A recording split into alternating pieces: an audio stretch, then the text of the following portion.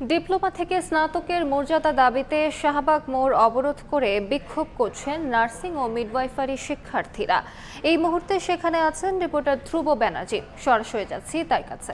ধ্রুব, এক দফা দাবিতে এখন পর্যন্ত শাহবাগ অবরোধ করে রেখেছে ডিপ্লোমা নার্সিংয়ের শিক্ষার্থীরা এবং তারা এখানে স্লোগানের ঝড় তুলছেন। আমরা এখন লক্ষ্য করছি পুরো শাহবাগের যে মূল চত্বরটা রয়েছে সেই চত্বর জুড়ে এখন ডিপ্লোমা নার্সিং শিক্ষার্থীরা মূলত অবস্থান নিয়েছেন। আমি একটু জানিয়ে রাখতে চাই, বিএনএমসি এর অধীনে diploma in nursing science and midwifery এবং ডিপ্লোমা ইন মিডওয়াইফারি এই কোর্স দুটিকে স্নাতক সমমান অথবা ডিগ্রি পাস কোর্স করার জন্য তারা এক দফা দাবি তুলেছেন এবং তারা কিন্তু আজকের এই সমাবেশটিকে মূলত তাদের মহাসমাবেশ বলে অভিহিত করছেন। আমরা লক্ষ্য করেছি তারা এখানে জাতীয় পতাকা হাতে নিয়ে অবস্থান নিয়েছেন এবং তারা বলছেন যে তাদের যে আজকের এই এক দফা দাবি, এই এক দফা দাবি যৌক্তিক দাবি।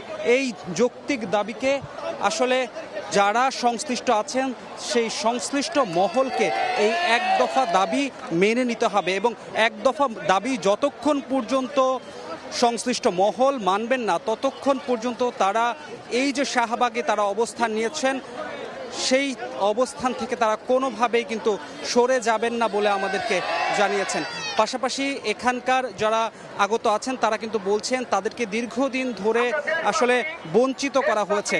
সুতরাং আজকের যে তাদের দাবি সেটা তাদের যে দীর্ঘদিন বঞ্চনা বা বঞ্চিত হওয়ার যে ধারাবাহিকতা তার ফলেই তারা মূলত এখানে এসে উপস্থিত হয়েছেন। আমরা এখানে লক্ষ্য করেছি যে বিভিন্ন স্থান থেকে, ঢাকার বিভিন্ন স্থান থেকে এখানে নার্সিংয়ের যেমন ডিপ্লোমা শিক্ষার্থীরা এসেছেন, পাশাপাশি দেশের বিভিন্ন জায়গা যেমন আমরা এখানে সিলেট, মৌলভীবাজার থেকেও যারা শিক্ষার্থী আছেন ডিপ্লোমা ইন নার্সিংয়ের তাদেরকে এখানে এসে উপস্থিত হতে দেখছে এবং বারবারই তারা বলছেন যে আসলে তাদের এই যে এক দফা দাবি সেই এক দফা দাবিটা যৌক্তিক এবং এটাকে সংশ্লিষ্ট মহলকে অবশ্যই মেনে নিতে হবে এবং যতক্ষণ না পর্যন্ত তারা মেনে নেবেন ততক্ষণ পর্যন্ত তারা এই রাজপথ কোনোভাবেই ছাড়বেন না।